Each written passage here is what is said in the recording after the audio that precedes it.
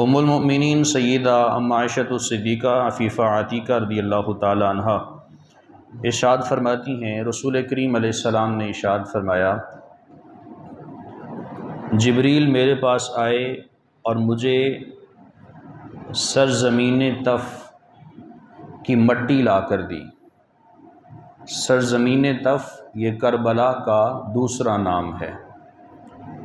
کربلا کی سرزمین سے مٹی لا کر دی اور پھر فرمایا گیا کہ حضور یہ وہ مٹی ہے، یہ وہ جگہ ہے، یہ اس جگہ سے مٹی لی گئی ہے جس جگہ پر آپ کے نواسے، آپ کے فرزند حضرت امام علی مقام امام حسین رضی اللہ تعالیٰ عنہ کو شہید کیا جائے گا۔ مقتل گاہ خواب گاہ کی مٹی لا کر امام الانبیاء کو دی گئی اور بتلایا گیا کہ حضور یہ وہ جگہ ہے، اس جگہ کی مٹی ہے جس جگہ پہ آپ کے نواسے کو شہید کیا جائے گا۔ حضور نبی رحمت صلی اللہ علیہ وسلم نے ارشاد فرمایا کہ میرے پاس ایک ایسا فرشتہ آیا جو آج سے پہلے کبھی نمودار نہیں ہوا تھا۔ پہلی مرتبہ زندگی میں پہلی مرتبہ فرشتہ وہ میرے پاس آیا جو پہلے کبھی نہیں آیا تھا، اور اس نے آ کر مجھے یہ بتایا کہ حضور آپ کے شہزادے کو سرزمین طف میں شہید کیا جائے گا، اگر آپ چاہیں تو میں اس سرزمین کی مٹی آپ کو دکھا دوں۔ آقا کریم علیہ السلام نے فرمایا کہ ہاں مجھے دکھا دو۔ تو سرزمین طف یعنی کربلا کی سرزمین کی مٹی اس فرشتے نے آقا علیہ السلام کو دکھائی اور بتایا کہ حضور آپ کا شہزادے کو اس جگہ پر شہید کر دیا جائے گا۔ جب امام الانبیاء صلی اللہ علیہ وسلم نے اس مٹی کو دیکھا تو آپ کی آنکھوں سے آنسو جاری ہو گئے۔ حضور نبی رحمت نور مجسم صلی اللہ علیہ وسلم آپ کی صحابیہ حضرت ام فضل رضی اللہ تعالیٰ عنہ فرماتی ہیں کہ میں حضور کی خدمت میں گئی تو حضور کی گود میں امام حسین تھے، اور امام حسین رضی اللہ تعالیٰ عنہ حضور علیہ السلام کی داڑھی کے ساتھ کھیل رہے ہیں جبکہ حضور رو رہے ہیں۔ فرماتی ہیں کہ میں حضور کی بارگاہ میں گئی اور جا کر دیکھا کہ یہ ماجرا ہے کہ حضور کی آنکھوں سے آنسو جاری ہیں اور امام حسین گود میں کھیل رہے ہیں اور داڑھی کے ساتھ کھیل رہے ہیں۔ تو میں نے حضور سے پوچھ لیا کہ حضور یہ ماجرا کیا ہے؟ تو حضور علیہ السلام نے فرمایا کہ ام الفضل میرے پاس جبریل آئے، انہوں نے آ کے مجھے یہ بتایا ہے کہ آپ کے شہزادے کو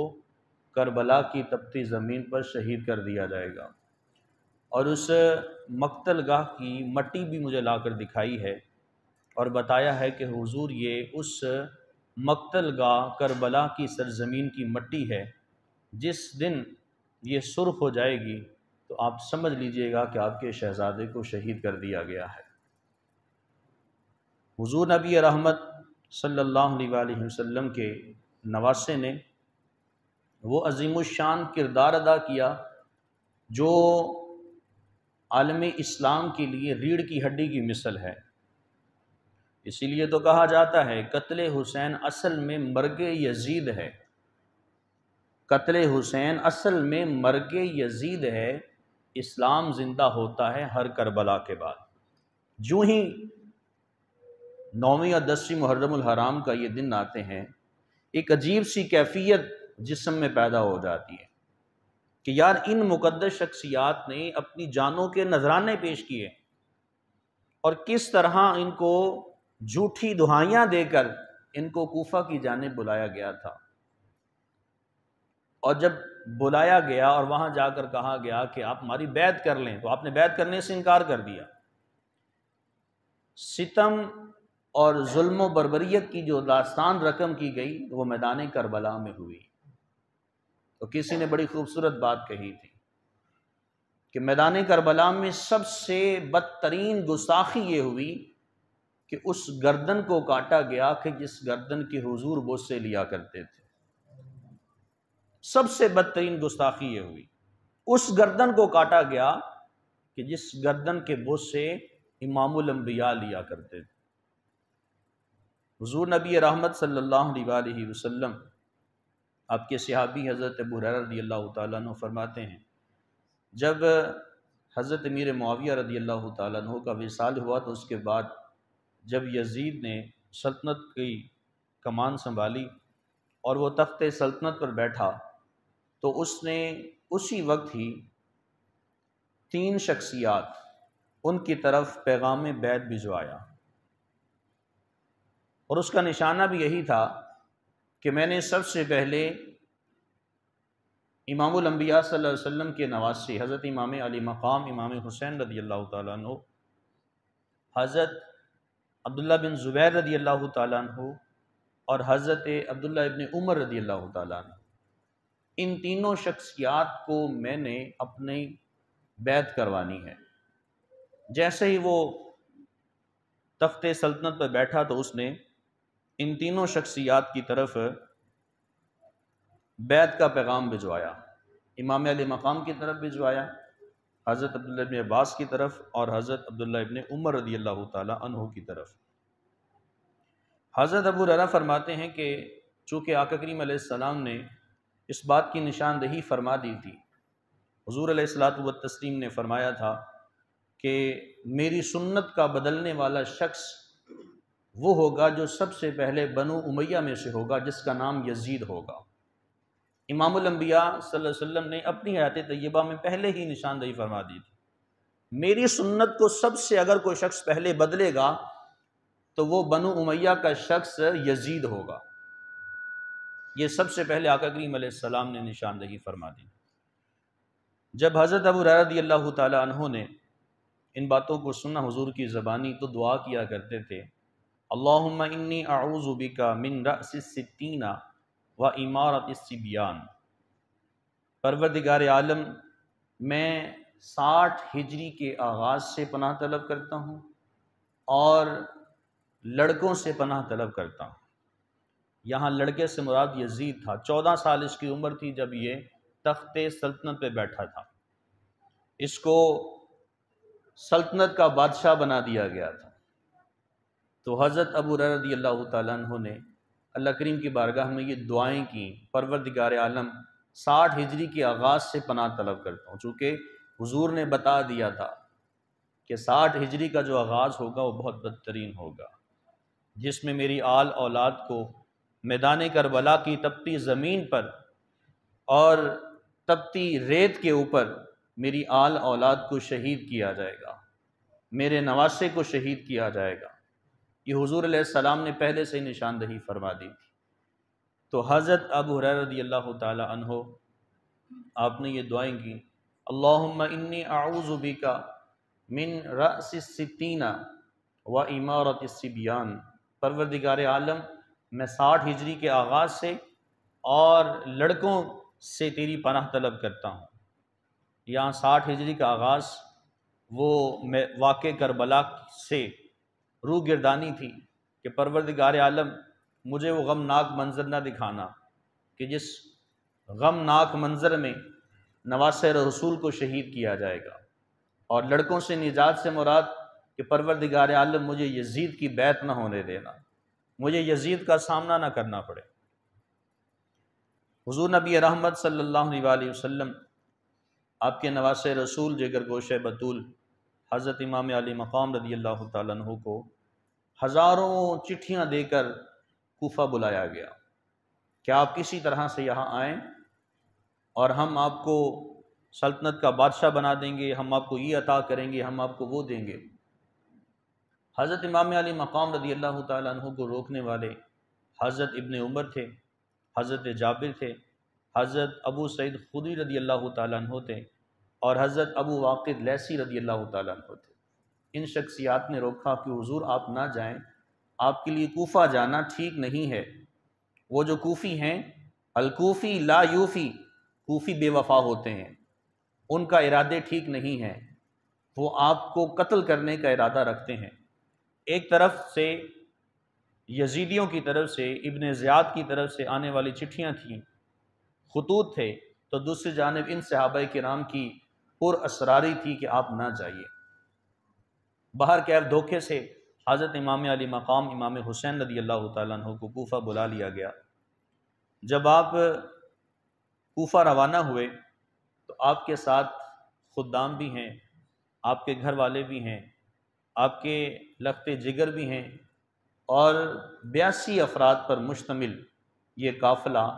مدینہ طیبہ سے کوفہ کی جانب روانہ ہوا۔ سن 61 ہجری 2 محرم الحرام کو حضرت امام علی مقام رضی اللہ تعالیٰ عنہ نے میدان کربلا میں پڑاؤ ڈالا۔ آپ نے وہاں اترتے ساتھ اس سرزمین کی مٹی اٹھائی اور مٹی اٹھا کر پوچھنے لگے کہ یہ کیا ہے، کس چیز کی مٹی ہے، اس سرزمین کو کیا کہا جاتا ہے؟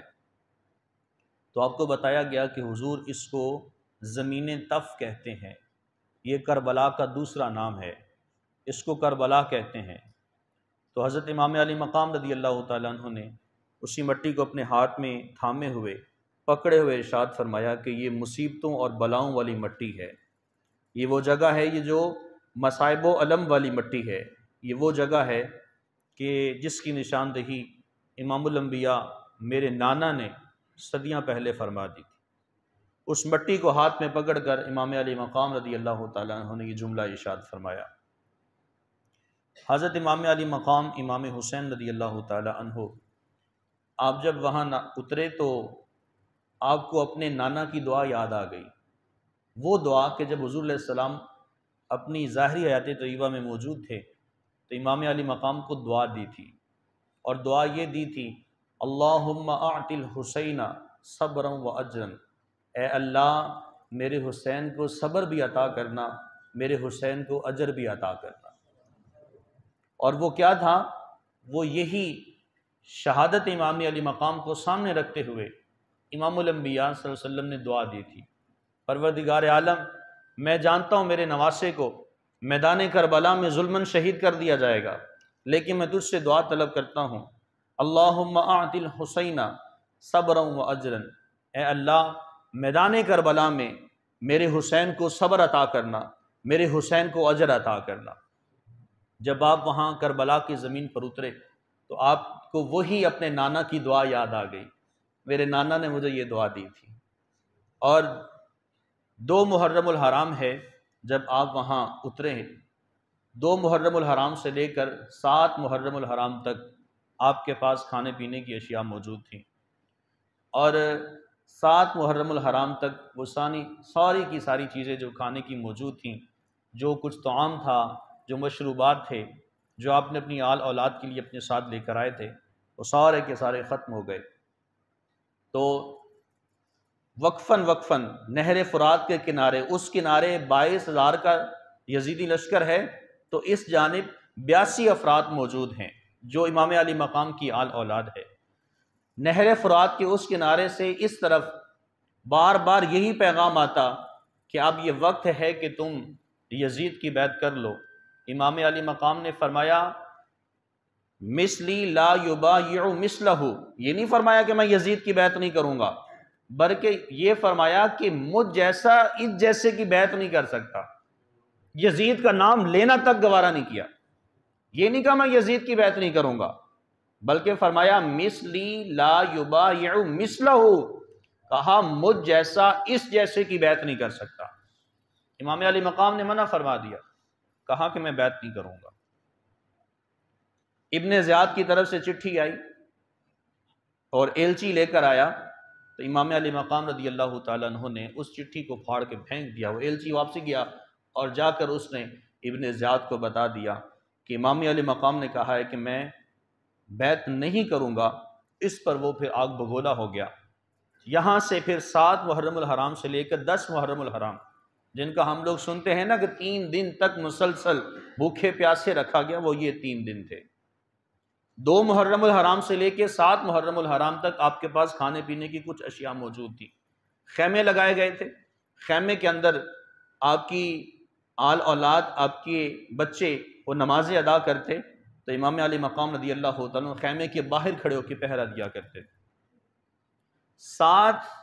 محرم الحرام سے اس جنگ کا آغاز ہو جاتا ہے، بار بار تنبیہ کرنے پہ، لیکن امام علی مقام کہتے ہیں کہ میں اپنا سر تو کٹا سکتا ہوں لیکن یزید کے ہاتھ میں اپنا ہاتھ نہیں دے سکتا،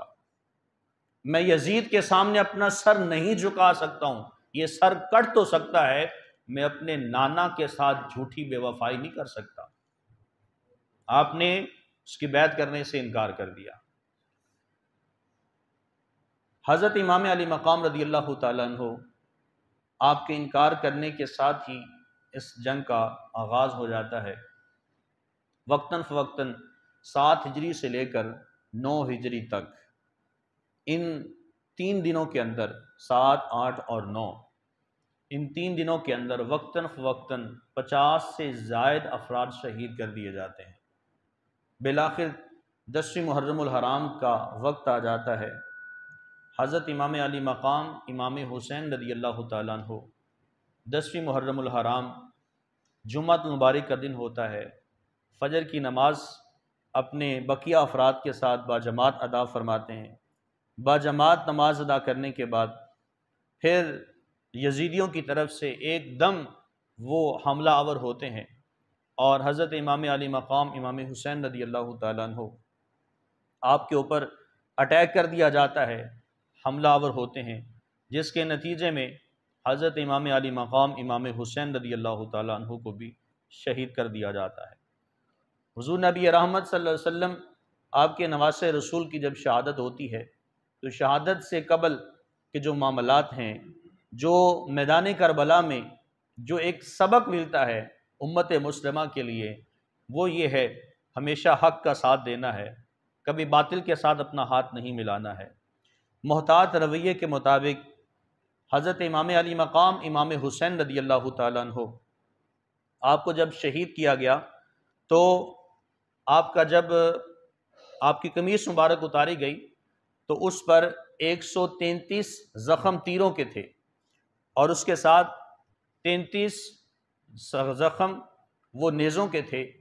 اور 34 زخم وہ خنجر کے تھے۔ اس قدر جو آپ کا جسم منور ہے وہ زخموں سے چکنا چور تھا، لیکن اسی صورت میں حضرت امام علی مقام امام حسین رضی اللہ تعالیٰ عنہ نے آپ نے اللہ تعالیٰ کی بارگاہ میں سجدہ کیا اور سجدہ کرتے ساتھ ہی دعا فرمائی، اللہم ردم بقضائک وصبرا علی بلائک وتسلیما لامرک سبحان ربی الاعلی۔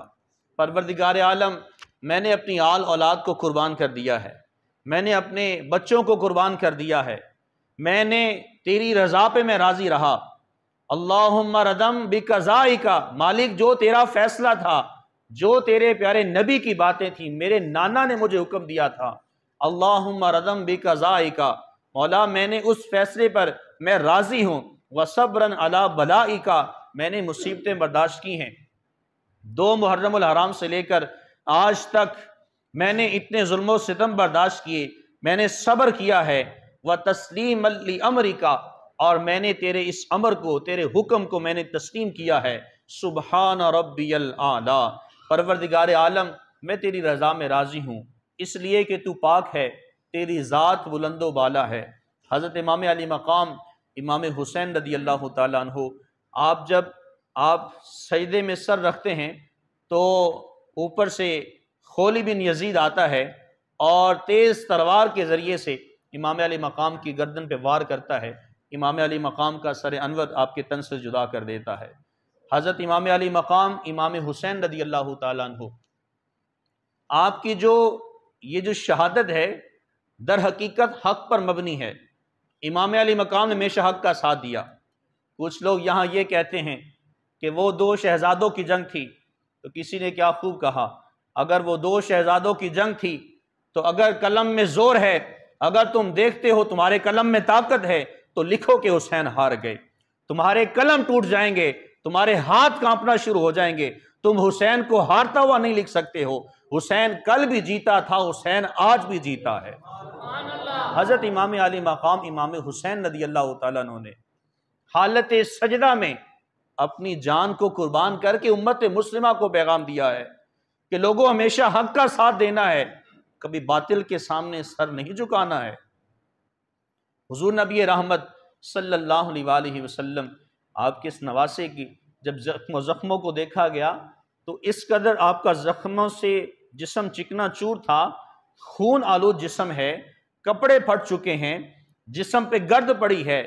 سبحان اللہ و بحمدہ، سبحان اللہ العظیم، وہ پیاری شخصیت جس کو امام الانبیاء صلی اللہ علیہ وآلہ وسلم اپنے لبوں کی زینت بناتے تھے، جن کے لبوں کو حضور علیہ السلام اپنے لبوں میں دے دیا کرتے تھے، جن کی گردن کے بوسے امام الانبیاء نے لیے، آج اس عظیم الشان اور انتہائی اعلیٰ عرفہ گردن کی گستاخی کی گئی، اس گردن کے اوپر خنجر چلایا گیا، امام الانبیاء صلی اللہ علیہ وآلہ وسلم کے نواسے کو شہید کیا گیا، اور حضرت امام علی مقام امام حسین رضی اللہ تعالیٰ عنہ نے اپنی جان کا نذرانہ اور اپنے ساتھ 72 رفقا کا نذرانہ پیش کر کے امت مسلمہ کو یہ پیغام دیا ہے کہ کبھی بھی باطل کے سامنے سر نہیں جھکانا ہے۔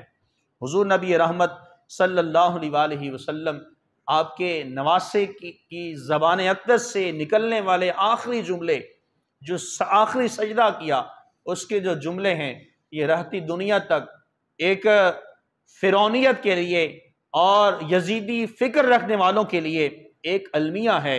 اور آپ نے یہ جملہ ارشاد فرمایا، اللہم رضم بقضائک، مالک میں تیری رضا پہ راضی ہوں،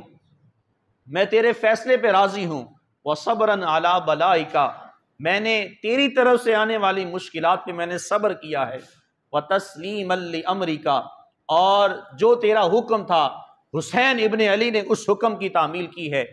تیرے نبی کا، میرے نانا کا یہ حکم تھا، میں نے اس وعدے کو وفا کیا ہے۔ سبحان ربی الاعلی، سبحان ربی الاعلی، سبحان ربی الاعلی۔ اے حسین ابن علی تم پر سلام، نازش علی تم پہ سلام۔ اے حسین ابن علی تجھ پر میدان کربلا کی جو خاک کے ذرے ہیں، وہ ایک ایک ذرہ تجھے سلام پیش کرتا ہے۔ رہتی دنیا تک، جب تک تیرا نام باقی رہے گا، جب تک دنیا قائم رہے گی، لوگ تیرے ہی گن گاتے رہیں گے۔ کسی نے